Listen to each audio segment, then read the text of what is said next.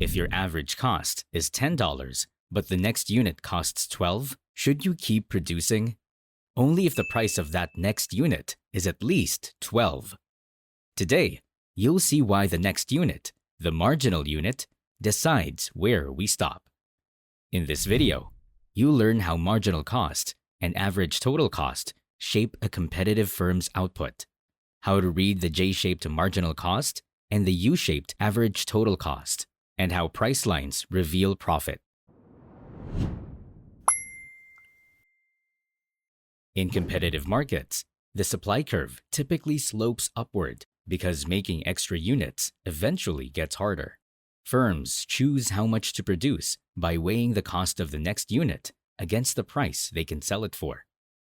Marginal cost is what it costs to make one more unit. Think of it as the next unit price tag.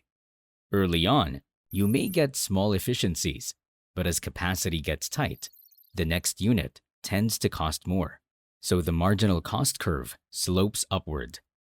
Average total cost spreads total cost across all units. At small output, fixed costs loom large, so average cost is high. Spreading those costs lowers the average. Eventually, rising marginal cost pulls the average up. The marginal cost curve crosses average total cost at its minimum. Let's take this example. Suppose a small producer pays $24 to set up for the day.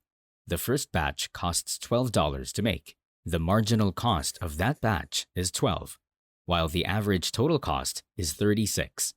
The fixed setup cost is spread over just one batch.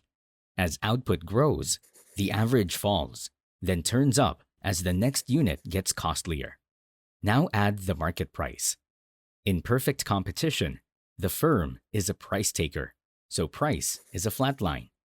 The firm maximizes profit where price equals marginal cost. That's Q star.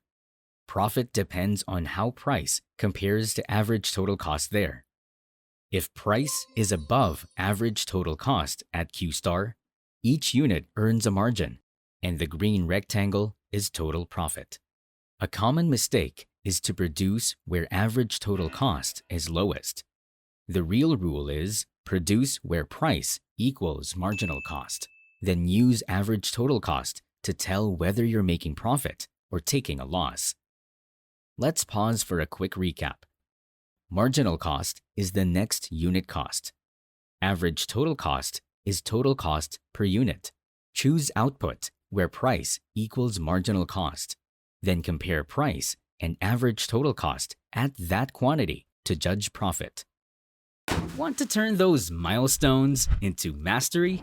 Tap the link to access the practice test, flashcards, and study guide. Then jump right back into the video. Lock in what you learned and keep going. Let's apply this to a new case. If price rises, the equality with marginal cost happens at a higher quantity, so output expands and profit can grow.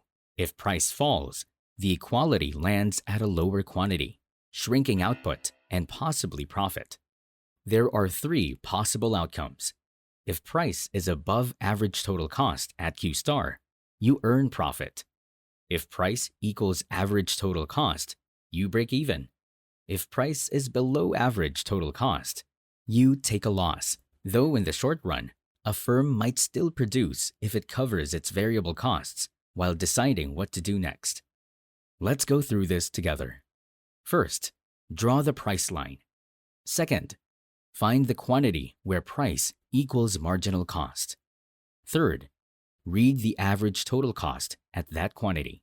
And finally, shade the box between price and average total cost across those units to see total profit or loss. Remember these. Choose output where price equals marginal cost. Average total cost tells whether you profit at that point. Early units spread fixed cost. Then rising marginal cost turns the average up. Now that you've watched the video, let's see how much you remember. Head to the link in the description where you'll find Quizlet content made just for you.